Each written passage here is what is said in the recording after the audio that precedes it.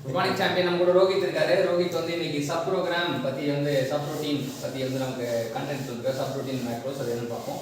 என்னென்ன சப் ப்ரோக்ராம்லாம் இருக்கு? Two types of sub program இருக்குன்றாரு. அதுல ஃபர்ஸ்ட் சப் ரொட்டீன், ரெண்டாவது மேக்ரோஸ். அப்படின்ற சப் ரொட்டீன் என்ன?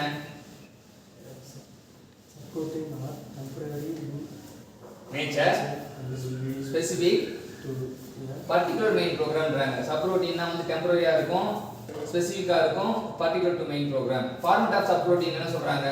Format of sub routine is similar to main program except it should end by M99 அப்படி முடியுமா? அதுதான் வந்து separate should be a separate M99 should be a separate block அப்படின்றாங்க.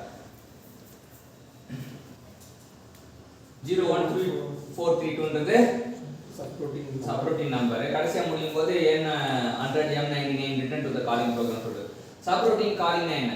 subroutine calling m98 னு represent பண்றாங்க. call block என்னது?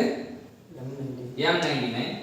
so m98 in main program m050 m98 னா so அது இது பண்ணுது. rrr அப்படினா number of times the routine repeated. rr னா rrr number of times the routine repeated. n னா number of subroutine to be